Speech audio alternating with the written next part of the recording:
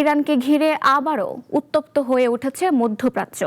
নতুন করে যুদ্ধের আশঙ্কায় টানা দ্বিতীয় দিনের মতো জরুরি বৈঠকে বসেছে ইসরায়েলের নিরাপত্তা ক্যাবিনেট।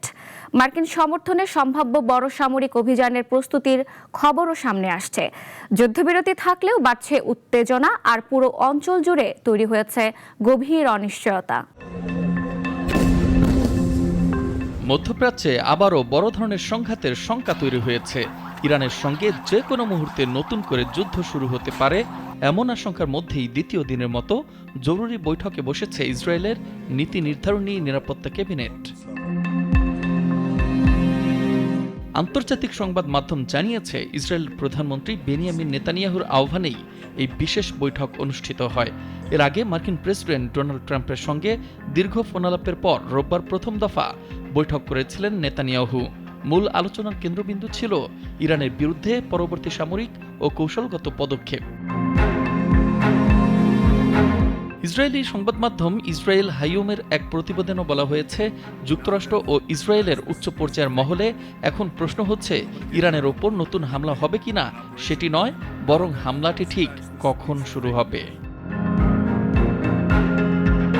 বিশ্বস্ত সূত্রের বরাত দিয়ে প্রতিবেদনে আরও বলা হয়, সম্ভাব্য এই মার্কিন সামরিক অভিযান আগের যে কোনো হামলার তুলনায় অনেক বেশি বড় ও ভয়াবহ হতে পারে।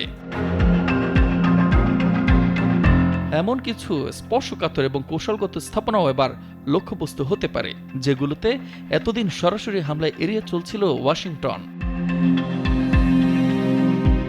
অন্যদিকে সম্ভাব্য যুদ্ধ পরিস্থিতি মাথায় রেখে ইসরায়েলি সামরিক বাহিনী সর্বোচ্চ সতর্ক অবস্থানে চলে গেছে। সীমান্ত নিরাপত্তা, আকাশ প্রতিরক্ষা ব্যবস্থা এবং জরুরি প্রতিক্রিয়া ইউনিটগুলোকে ইতোমধ্যেই প্রস্তুত রাখা হয়েছে বলে জানিয়েছে দেশটির নিরাপত্তা সূত্রগুলো। গত 28 ফেব্রুয়ারি ইরানকে লক্ষ্য করে যুক্তরাষ্ট্র ও ইসরায়েলের যৌথ বিমান ও ক্ষেপণাস্ত্র হামলার পর থেকেই মধ্যপ্রাচ্যে চরম উত্তেজনা ছড়িয়ে পড়ে। এর জবাবে তেহরান পাল্টা হামলা চালানোর পাশাপাশি বিশ্ব বাণিজ্যের অন্যতম গুরুত্বপূর্ণ নৌপথ হরমুজ প্রণালীতে চলাচল মারাত্মকভাবে ব্যাহত করে।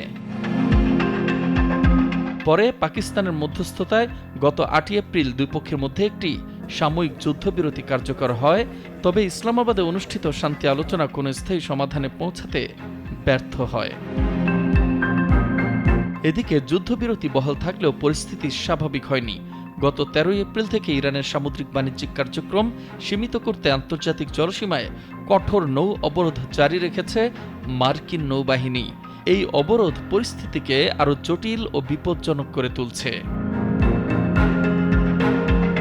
বিশ্ব রাজনীতির পর্যবেক্ষকরা মনে করছেন, কূটনৈতিক আলোচনায় অগ্রগতি না হলে মধ্যপ্রাচ্যে আবারও বড় ধরনের সামরিক সংঘাত শুরু হতে পারে। আর সেই সংঘাত শুধু ইরান ও ইসরায়েল নয়, পুরো অঞ্চল এবং বৈশ্বিক অর্থনীতির ওপরও গভীর প্রভাব ফেলতে পারে। মোস্তফা কামাল তোহা, নাগরিক।